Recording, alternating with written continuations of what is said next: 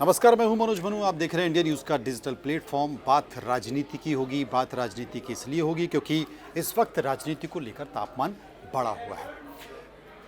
मध्य प्रदेश में केंद्रीय मंत्री और सांसदों को चुनाव लड़ाया गया है। एक लिस्ट जारी होने वाली और दूसरी एक और सूची आने वाली है। उस सूची को लेकर चिंताएं बढ़ गई हैं। चिंता इसलिए बढ़ी है कि यशोधरा राजे सिंधिया, जो कि मध्य प्रदेश की सरकार में मंत्री हैं, सिंधिया राजघराने से ताल्लुक़ रखती हैं, उन्होंने चुनाव लड़ने से इनकार कर दिया। अब लोग कयास लगा जा रहे हैं कि उन्होंने चुनाव लड़ने से इनकार क्यों किया, इसके पीछे का कारण क्या है। क्या ज्योतिरादित्य सिंधिया शिवपुरी से विधानसभा चुनाव लड़ रहे हैं या फिर कुछ और सांसद भी लड़ रहे हैं? तो यहाँ पर मैं स्पष्ट कर देना चाहता हूँ कि क्यों आखिर दिया है। बहुत सारी परिस्थितियाँ हैं। एक तो वीरेंद्र रघुवंशी, जो कि शिवपुरी से विधानसभा चुनाव लड़ रहे हैं, और जो स्थिति है वो स्थिति ये है कि शिवपुरी से यशोधरा राजे सिंधिया चुनाव जीतने की स्थिति में नहीं है। चीज़ें बदल रही हैं। एक कारण। दूसरा कारण ये है कि राजस्थान का तापमान बढ़ रहा है, यानी कि बीजेपी के आला कमान यानी कि केंद्रीय नेतृत्व ने ये तय कर लिया है कि वसुंधरा राजे सिंधिया की मनमानी नहीं चलेगी। अगर वो पार्टी लाइन पे चलती हैं तो ठीक, नहीं तो नहीं। और यही कारण है कि वहाँ वसुंधरा और यहाँ यशोधरा दोनों ही लाइन पे। इसी बाबत एक चिट्ठी यशोधरा राजे सिंधिया ने लिखी है और कहा है कि मेरा स्वास्थ्य ठीक नहीं है, मेरे को कोविड हुआ है 4 बार, इसलिए मैं उतना शारीरिक परिश्रम नहीं कर सकती हूँ, इसलिए चुनाव लड़ना नहीं चाहती हूँ। एक कारण। दूसरा बड़ा कारण आपको बता दूं, शायद किसी को नहीं पता। केपी यादव, जो कि गुना के सांसद हैं, केंद्रीय आलाकमान चाहता है कि केपी यादव विधानसभा चुनाव लड़ें क्योंकि ज्योतिरादित्य सिंधिया का दबाव भी रहता है। लोकसभा चुनाव वो गुना से लड़ना चाहते हैं। और आपको याद होगा कि केपी यादव जब लोकसभा चुनाव लड़े तो ज्योतिरादित्य सिंधिया चुनाव हार गए।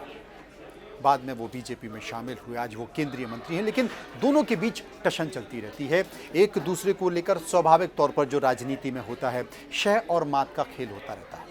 केपी यादव इस बात की शिकायत कई बार दिल्ली में कर चुके हैं कि उन्हें परेशान किया जा रहा है, किसी और के द्वारा नहीं बल्कि ज्योतिरादित्य सिंधिया के द्वारा, उनके द्वारा जो प्रभारी मंत्री नियुक्त किए गए हैं उनके द्वारा।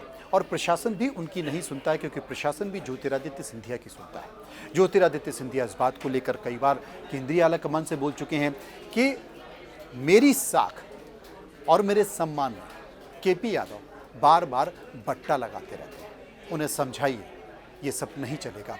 इस बात को लेकर कई बार केपी यादव की पार्टी आलाकमान या फिर प्रदेश नेतृत्व तलब भी कर चुका है और केपी यादव सभाएं भी दे चुके हैं। लेकिन केपी यादव से यह कहा गया है कि आप चुनाव लड़िए, क्योंकि जो सूची सांसदों की जारी हुई है उसमें केपी यादव को भी चुनाव लड़ना था। केपी यादव चुनाव नहीं लड़ना चाहते हैं।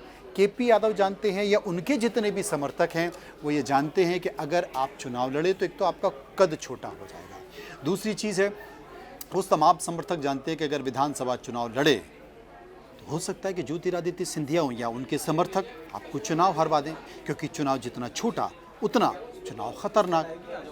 अब इस रस्साकसी में ये केपी यादव ने मना कर दिया, वो चुनाव लड़ने से आनाकानी कर रहे हैं। पीडी शर्मा या गुमान सिंह डामोर, 2 लोगों के और नाम, देखते हैं ये चुनाव लड़ते हैं कि नहीं।